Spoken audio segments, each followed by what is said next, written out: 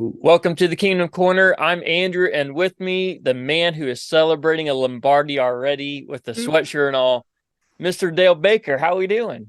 Hey, happy Victory Monday, Andrew. That's right. This is one of the best kind of Victory Mondays. There's only one Victory Monday better than this one, and that is Yeah, if you get a victory in the Super Bowl, all right? that's right. So, I mean, who would have thought with everything happening with the Chiefs this year, this is where we would be at. So, Yeah. Chiefs defeat the Ravens 17-10. I Wow. mean, if you would have told me before the game, uh, all these stats about only scoring 17 points, I would have told you, well, the Chiefs probably lost then. Yeah. And I mean, like, hey, there's 30 teams at home. There's 30 fan bases sitting at home, not preparing for another game. They're on vacation. And so we're Yeah. very fortunate to be able to still talk about football, meaningful football. So, and the most meaningful. This is what the team practices for and work trains all year for. So, fired up, man. Let's get into it. Mahomes looks to throw it. Pump faking right side. He wants it. A comeback cut. It is caught by Kelce. Touchdown! Kansas City. The game is over. The Kansas City Chiefs are champions. How about those Chiefs? Well, first thing I have to talk about is Kelce's big game, right? So Kelce sets the all-time postseason record for the most receptions, passing the all-time great and still great Jerry Rice. So all respect to him. But, man, Travis Kelce passes his record for most receptions. He now has 156 postseason receptions. And the week before, they just set the record for most touchdowns by a duo with Mahomes Whew. and Kelce. Yeah. So those guys are just stacking up the rewards. So let me ask you this. Okay. Is Kelce done? No. No, right? No, I mean, there's no way. Can't There's say no way. but that's the thing everybody's talking about this year. Is like, oh, he looks washed up. He looks a little bit slower. And Yeah. I'm not saying he's not a hair slower or anything, but I don't know if people have been watching these playoff games. He's still got a lot in the tank. A lot in the tank. So I think I think they need that's where he shines in the playoffs. And so I think they really need to watch his snap count next year and just, bring him down, put some new guys up there and let them develop chemistry with Pat. And then, Travis and Pat are going to have that chemistry. And when the postseason hits, go all out, be healthy. I think that's the big thing. And Travis kept talking about like that week off when they played the Chargers.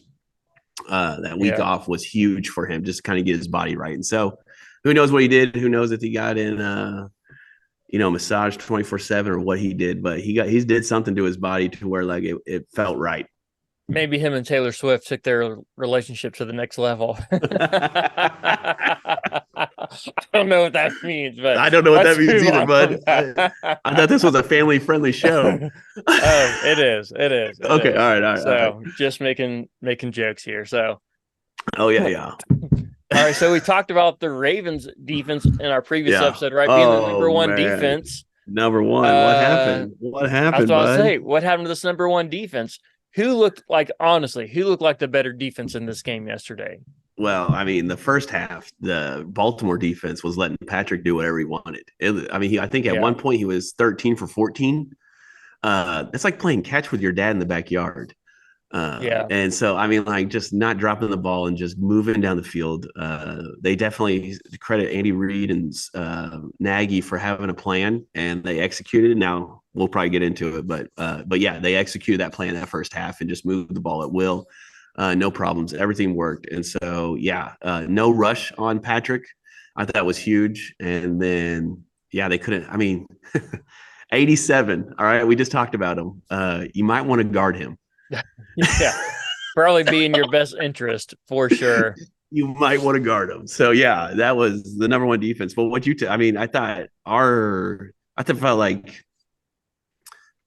I thought the game got a little too big for the Baltimore Ravens as a whole. I think they felt the pressure of winning because they had such a great season. And, I think it just got a little too big. Yeah, they did. I thought they came into this game thinking they were going to dominate the game. Yeah. I think I think that's why they were talking so much to start the game. And people I don't know if you saw those pregame antics with, Mahomes and Kelce and their kicker, Justin Tucker. It looked like most of it was just in good jest and everything, but everybody's taking that way out of proportion. Like, Mahomes is just warming up over there, and Justin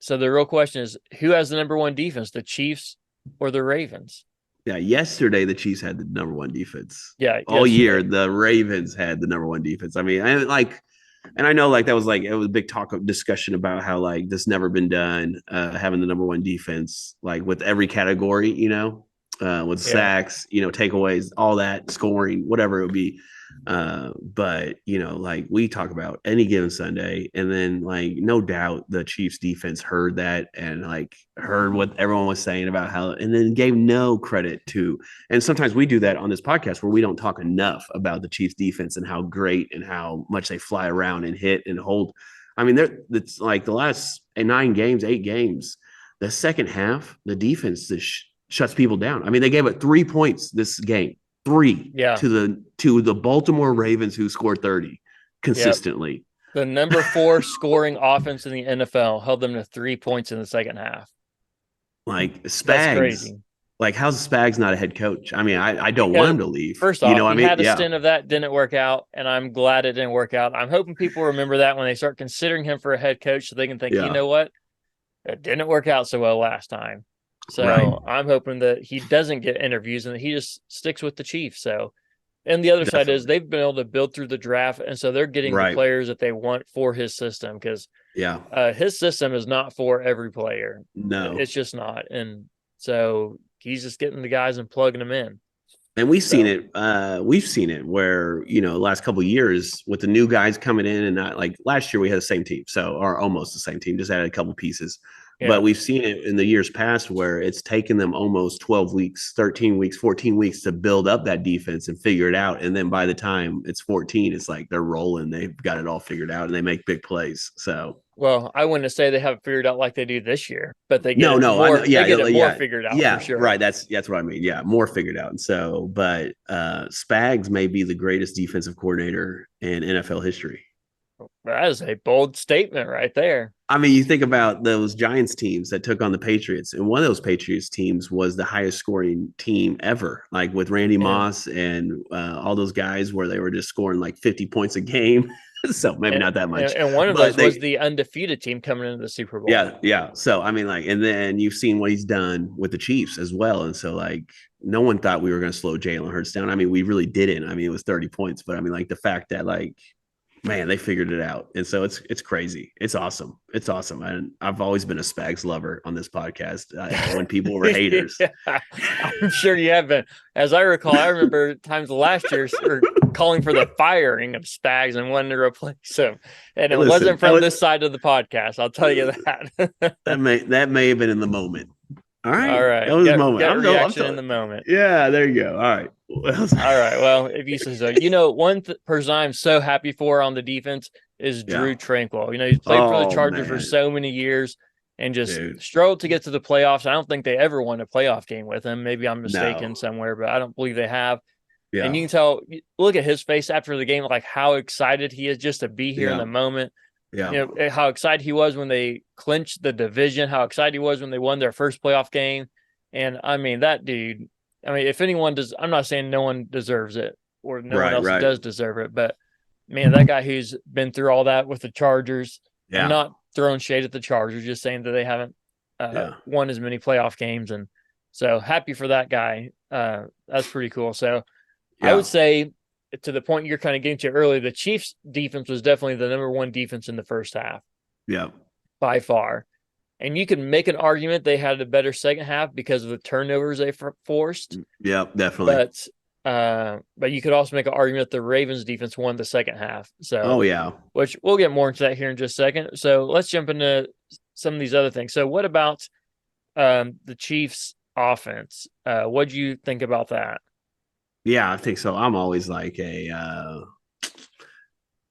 especially when it comes to the Chiefs offense, I would have liked to seen at least 6 points, 7 points scored in the second half. And so I thought what they did the first half was incredible, and just moving the ball and finding ways to get the ball going. And then I think like sometimes we've seen it all year where it's tough for them to make that second half adjustments, or the defense or the other side of the ball makes an adjustment and then we don't. And so like those flat passes, those out in the flats, they've seen that 1,000 times. We got to do something else. Right. So whether it's an end around with McCole Hardman, which I don't think I saw him on the field very much. But yeah, it kind of ran flat on the second half. And so that makes me nervous a lot of times where you can't get points when you need like kind of like a nail in the coffin deal. So Yeah, for sure.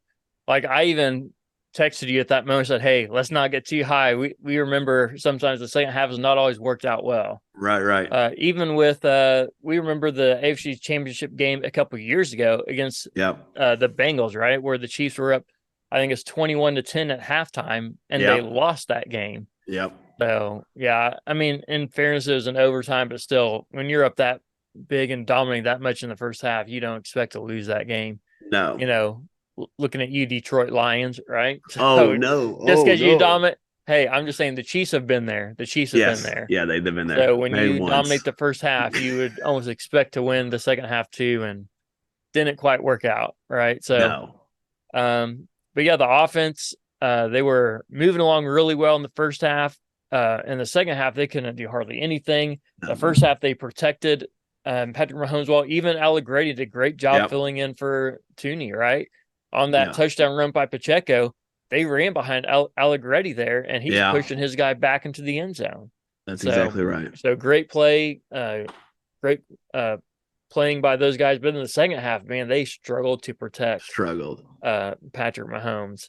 And I think they made plays to take time off the clock. But yeah, I think definitely like they just that nail in the coffin, like give them no hope. That's kind of what I want to see is like give them no hope. Like I think if you would have scored a touchdown in the third quarter, I think it would have been like, we're not coming back, because the defense was playing so well. Yeah, even if they would have taken the field goal there, right, instead of going for a fourth in the first half and then come out of the second half and put a touchdown up to start, I mean, you're just going to be like, okay, it's so far gone now. What are we going to do? Right. And so the Ravens, now, first off, shout out to the Ravens. They had a great year and they played a great game still. So nothing but respect for the Ravens and their fans. But, man, I thought the Ravens abandoned the run way too early. They were averaging over 5 yards a carry for the game, and they in the second half they decided, you know what, let's make Lamar Jackson beat them. Yeah, and I think that's what the Chiefs wanted them to do, and that's what they did. They only had 5 carries outside of Lamar Jackson. 5. Well, and Lamar Jackson didn't even have that many, really. Yeah, he had a lot of sacks. Well, he is known for that too. Like he is one of those guys who he thinks he can, and he can. He thinks he can extend plays for longer than it's there, and because he holds the ball so long, sacks get there. And but the Chiefs could have easily had a few more sacks if they could figure out how to tackle him. Right? They had him wrapped up in their arms several times and just could not bring him down. Yeah. And I mean, like, goes back to the defense, just how good it was. I mean, that was the most time he had been sacked all year. I think the most turnovers he had given in a game. And so, I mean, 2, and then I know there's 3 turnovers total, but like, I mean, back to our defense, we're like, that was probably our biggest struggle was getting turnovers. Right. And so I think to get 3 in one game against the one of the best offenses all year was incredible. Incredible. Yeah. The defense, man, the defense is the story. It is. Well, and we got to give a shout out to MVS, right? I was the one on here that was clamoring for him to be benched, even said, you know what, let's put Justin Ross on the field and give him MVS the snaps. And I was very adamant and really believed that. Yeah. And, shows you what I know, why I'm not an NFL head coach, I guess, but they stuck with him. MVS had a great game last week against the Bills, a couple of big catches. And I even mentioned, it's like, hey, that's going to give him a little bit of confidence going into this game. And what do you know? He came up with a huge, huge third down catch to seal the game for us. And to seal it. Yeah. Nothing but love and respect for him. Right. So shout out to him. Yeah. Always believed in him. Always believed in him. We never doubted you. Never doubted you. Never doubted MVS. Everybody else but us. So the only question I have with the defense is, man, there were a lot of times they were blitzing yesterday, and they were getting no pressure even with the blitz. Right. Yeah. I don't know if they just weren't disguising it very well, or if the Ravens just had a beat on it, or what it was. But man, that makes you nervous when you're blitzing, and he's still getting 5, 6, 7 seconds to throw the ball. Well, and I think it goes So back to I think it goes back to your point. Like the reason why they're like I think they average like 150 yards a game rushing. That offensive line is really good, and so I think they're smart and they figured it out.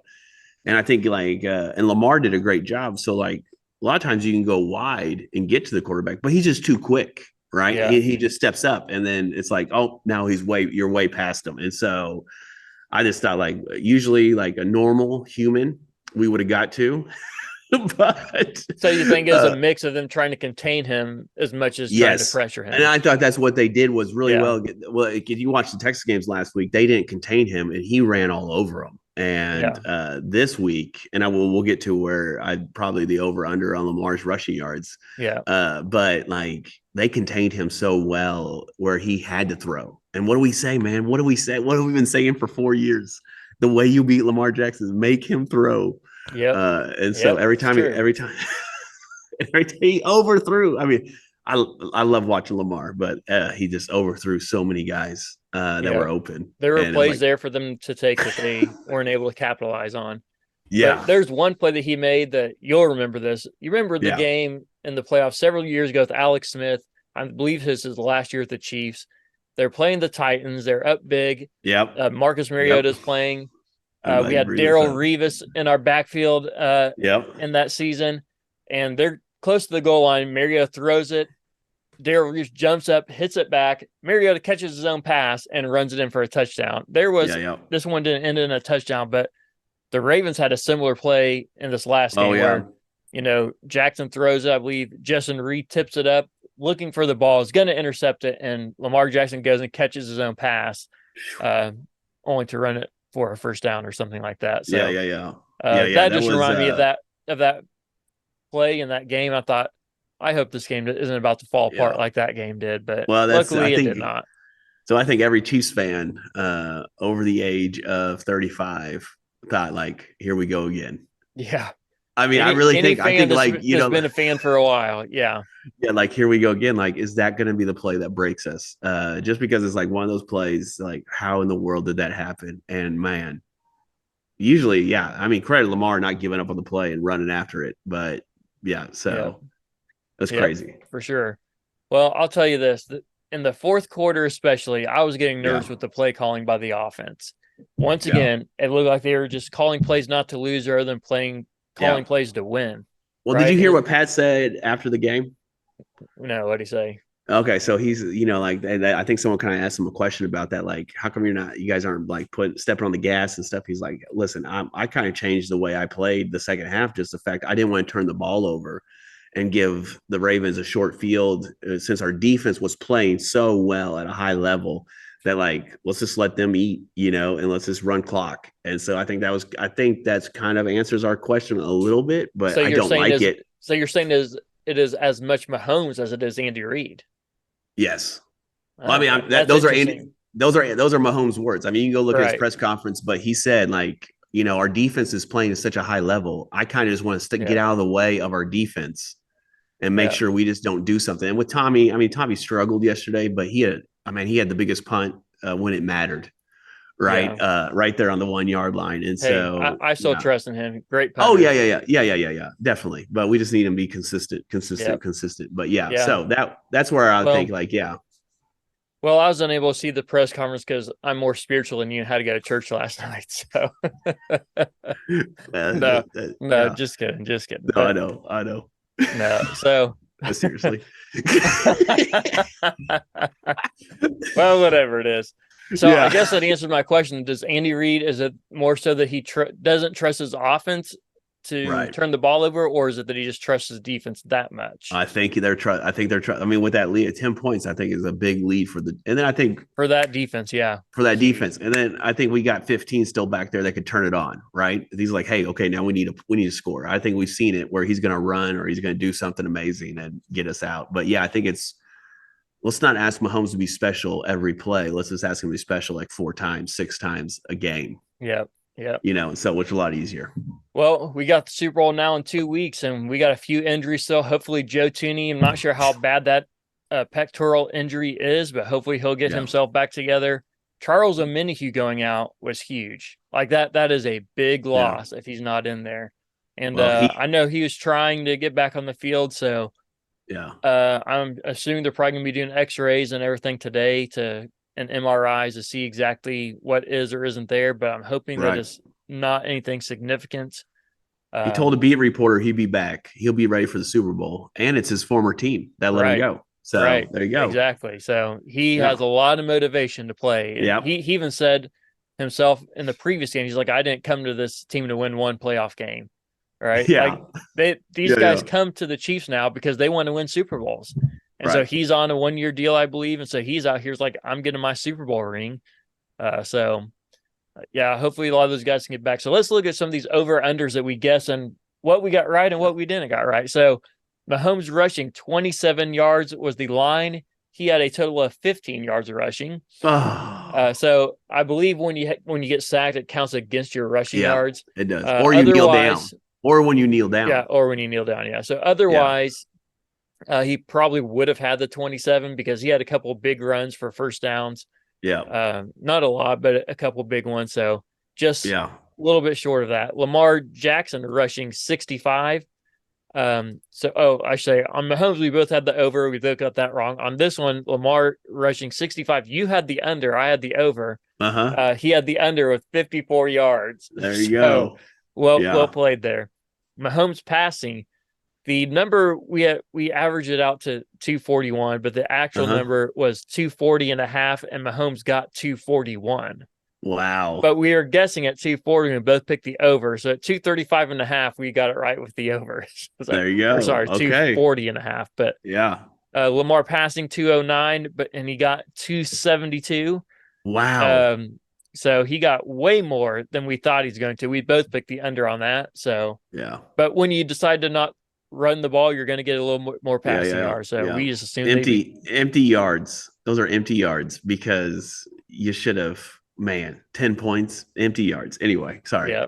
No, you're good. So Travis Kelce, 63. We both thought that he'd be shut down. We did. Apparently, Travis Kelce is much better than even we give him credit for. Yeah. He is the greatest receiving player of all time. And so all time. Had 116 passing yards. MVS, his number was 15. We both picked the over, and he went way over with 38. So almost doubled that, more than doubled that up. Pacheco rushing, his number was 64. We both picked, I picked the over. You picked the under. He got 68. So we average out to the same record with our differences there. But was that MVS one catch? Was that one catch for MVS or two? Two. He had two catches because he had one. I can't remember when exactly it was, but he had another big one for a first down. Not quite as big or as long as that one, but he had you called the Justin Watson catch. You said he's going to have one big one, and he had a big one. There you go. I mean, he always has. Yeah. Justin Watson is good for one good catch every game, not just like a simple out or out, but he's going to get you one good catch every game. So yeah. All right. So, excuse me. Did you think the Chiefs would begin to the Super Bowl this year? In my heart of hearts, yes. And my head of heads, no. Because we saw like the struggles, but I think and I know I sound like a broken record now at this point, but I think we underestimated our own defense, how good it was. Right? I think maybe you didn't, but I did. I went in there thinking like, I just don't know if they're going to be able to stop Lamar. I don't know if they're going to be able to stop this rushing attack, and the Ravens did it for us. I mean, we didn't have to do rushing attack, and then I just think like. When the Chiefs scored, I think they got tight and like, oh no, we're gonna get blown out here. And so, I definitely think. But even before this game, earlier in the season, did you think they'd be able to make the Super Bowl? Well, yes. I'm like, I was the optimist. You asked me every week, hey, what are the chances of them getting in? I said 87%. You said, what are the chances of them winning? Every week. I just asked you that. Well, you're getting close to the postseason. Yeah, so. I still thought there was a chance that they would get to the Super Bowl, but I thought there was going to have to be some significant changes, and I think they've cleaned up a lot of those changes, which I think is the most impressive thing for the Kansas City Chiefs and Andy Reid and the coaches is that they've cleaned up some of those stupid penalties and then turnovers. I think that's the biggest thing. The turnovers they have cleaned up and like protected the ball, and we've seen now that they can win doing that. So definitely thought. How about you? Did you ever thought? Oh, I thought there was at one point. I thought they're going to go 1 and out Yeah. in the playoffs. They're going to win their first game. It doesn't matter who it's going to be against. And then they're going to play their second game, and they're not going to win, and that's going to be the end of the season. There and you so go. I am pleasantly surprised. After watching that Miami game, though, I thought, man, is the playoff one. I was like, man, is the Chiefs back? And then against the Bills, their offense is moving. The Ravens in the first half, their offense is moving. You kind of pointed this out earlier in the year, but maybe you were right. Maybe they were kind of playing everybody until the postseason. I did. You thought you like. But I still think it's a ridiculous take. But you know, it is. It is. But so do but I. either way, for whatever reason, their offense is now clicking. So man, all credit to them. So here's the bigger question for the day. Okay. Does this win or lost for Mahomes or Lamar Jackson? How does it affect their legacy? So I think for most Chiefs fans and most people with eyeballs have seen that like Mahomes is like a first ballot Hall of Famer. Like I think it's just a point, like how great is he going to be? And so I think this, you know, being on the road, being what is he now, 14-3? Yeah. And so like that's incredible, his first run, and he's still young. And then I think, like just going on the road and doing it, I think kind of like everyone else now recognizes, okay, there's nothing he can't do. And with this wide receiving core that he has, everyone would say, if you were honest, this is probably the worst wide receiving core left or that was left in the playoffs, just all the way around. And so, but I just think, man, this Mahomes, he's the guy. Now for Lamar, it pains me, but I think you're going to have to say that, like, man, maybe he can't. Maybe he's the James Harden of basketball or football, right? Where James Harden does he has all the records or all the accolades in the regular season, and then when postseason comes, he disappears. You know, and so I think Lamar kind of melted down, especially in the third quarter. He melted down and throwing, you can be frustrated. And we've seen Pat throw his helmet. We've seen Travis throw his helmet. But I think like in that moment, I think that shows everybody else around you, like, we can't do it. Yeah. Yeah. When you start getting frustrated and things like that, it does not help your team come together at all. So I'd agree with that. I think Lamar Jackson, I'm not sure if it hurts or helps. It hurts more than helps for sure. Yes, definitely. But I'm not ready to write off that he's not going to fix that, or that he even won't get to Super Bowl at some point. Right. But as of now, man, it just hurts more than helps. Yeah. But with this win for Mahomes, I think this solidifies that he is not just a great quarterback, but the greatest quarterback that's ever played the game. And I know, I know he doesn't have the Super Bowl rings that Tom Brady has and so forth. Not yet. Get that. Not yet. But he might get there. I'm not saying he will, but he might get there with how he's playing. 4 of his 6 years, so 66% of his time in the league, he has made the Super Bowl of his time as a starter. Wow.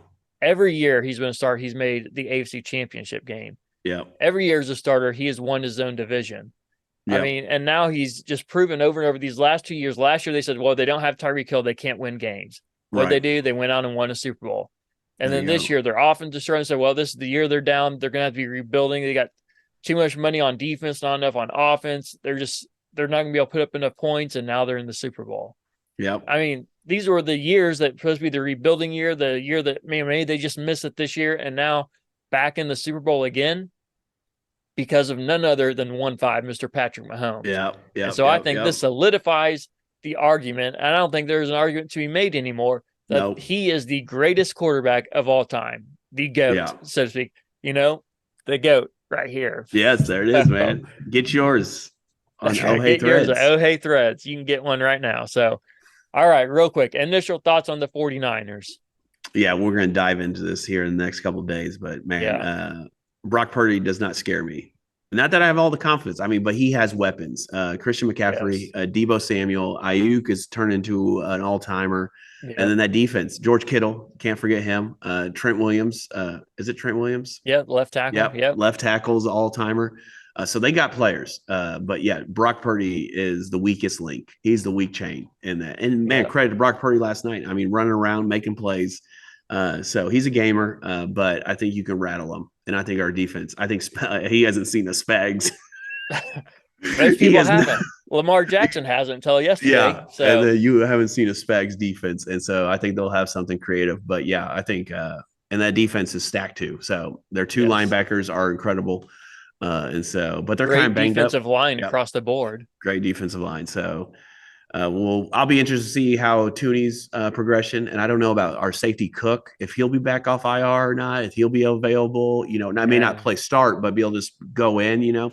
And then with Willie Gay and definitely to see what is going to happen there with some of our guys that are banged up. So, yeah, well, my future thoughts and initial thoughts on this 49ers game is the defensive line and the offensive line, right? Can we stop the run against the 49ers? Because Brock Purdy's not a runner like Lamar Jackson and Josh Allen, but he still will run if you give him a lane. Yeah. Oh, yeah.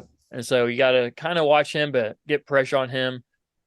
Stop the run with Christian McCaffrey. And the other side, the offensive line, can we stop the pass rush of the great defensive line of the 49ers? So, and some of our injuries there, our tackles who've kind of been playing well as of late, but earlier in the year have struggled. So will they still have it figured out by the time the Super Bowl comes around? So, man, they got it figured out. I mean, those tackles played great the last 3 games, haven't they? Yeah, they have. They have. I mean, credit to them. So, and the refs have. We didn't mention this. The refs have done a great job this postseason. I think. Give them an A+.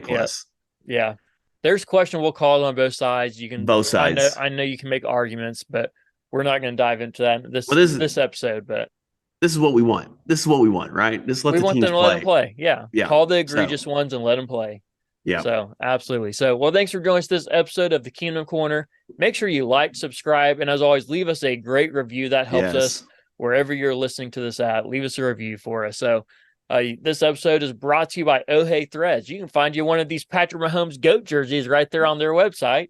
There you go. Man, super soft. You'll love it. I promise. How do you spell that? It's OH. That's right. HEY Threads. THREADS.com. Oh hey. That's right. Oh hey. Check them out. You'll love them. Super soft material for shirts and hoodies and all the things that you need. So thanks for joining us this episode. We'll see you next time right here in the Kingdom Corner. Boom.